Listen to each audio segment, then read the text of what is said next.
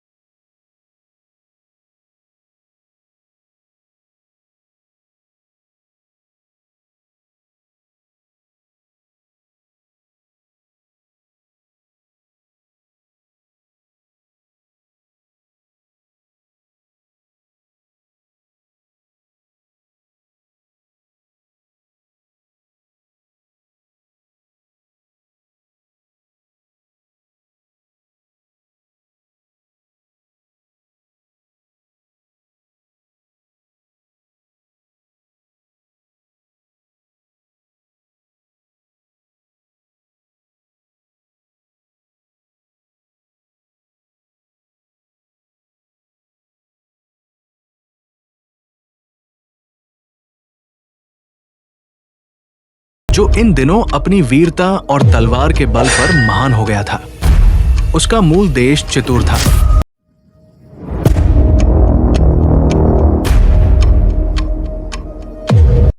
मंडाव सुल्तानों की शक्ति से पतन के बाद उसने उनके कई आश्रित क्षेत्रों जैसे कि रणथंबोर, सारंगपुर, भिलसन और चांद्रत पर अधिकार कर लिया।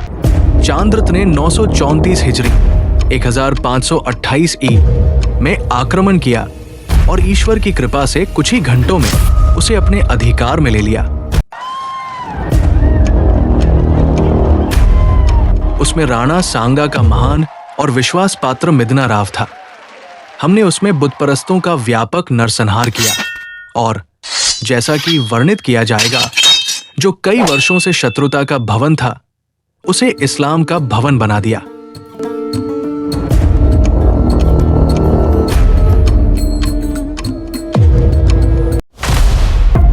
पाकिस्तान के चारों ओर और कोनों में बहुत से राजा और रियासतें हैं। कुछ इस्लाम के आज्ञाकारी हैं, कुछ अपनी दूरस्थता के कारण या इसलिए कि उनके स्थान दुर्गम है, जो मुसलमान शासन के अधीन नहीं है।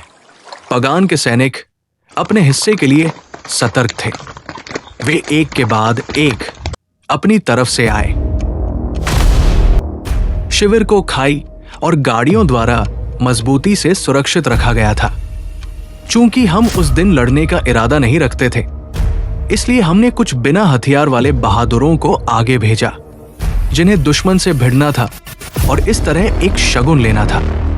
उन्होंने कुछ पगानों को बंदी बनाया, उनके सिर काटे और उन्हें लाया।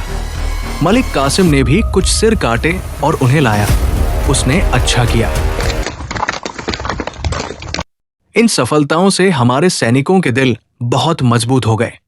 जब मोहम्मद के धर्म के उन शापित काफिर शत्रुओं ने इस्लाम की सेनाओं की गूंज सुनी, तो उन्होंने अपनी दुर्दांत सेनाओं को संगठित किया और एक मन से अपने पर्वत जैसे राक्षस आकार के हाथियों पर भरोसा करते हुए आगे बढ़े, जो इस्लाम के पवित्र स्थान काबा को उखाड़ फेंकने गए थे।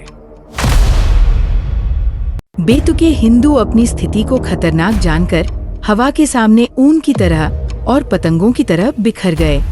बहुत से लोग युद्ध के मैदान में ही मर गए, जबकि अन्य लोग युद्ध से विरत होकर निर्वासन के रेगिस्तान में भाग गए और कौओं और चीलों का भोजन बन गए।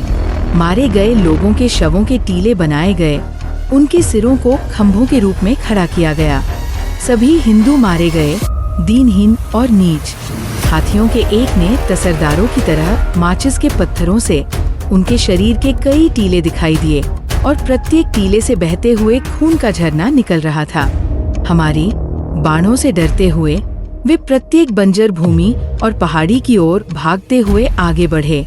कोहबाचड़ पर बुतपरस्त सिरों का एक स्तंभ स्थापित करने का आदेश दिया गया था, जिसके और हमारे शिविर के बीच युद्ध लड़ा गया था। मेदिनी राय चंदेरी से थे और राणा सांगा के सबसे करीबी उन लोगों में से थे जिन्होंने राणा सांगा का साथ दिया था। बाबर ने चंदेरी पर हमला किया था और इस बारे में वो लिखता है कि मेदिनी राय को उनके घर में घेर लिया गया और 1000 के करीब मेदिनी राय के घर पर मारे गए। उन्होंने अपनी सभी महिलाओं और सुंदरियों को मौत के घाट उतार दिया, फिर खुद को मरते हुए देखकर नग्न होकर लड़ने के लिए बाहर आ गए।